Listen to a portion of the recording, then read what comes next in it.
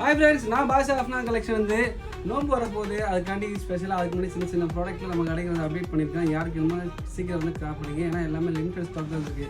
இது பார்த்தீங்கன்னா அத்தர் பாட்டில் தான், இது 750 rupees வருது.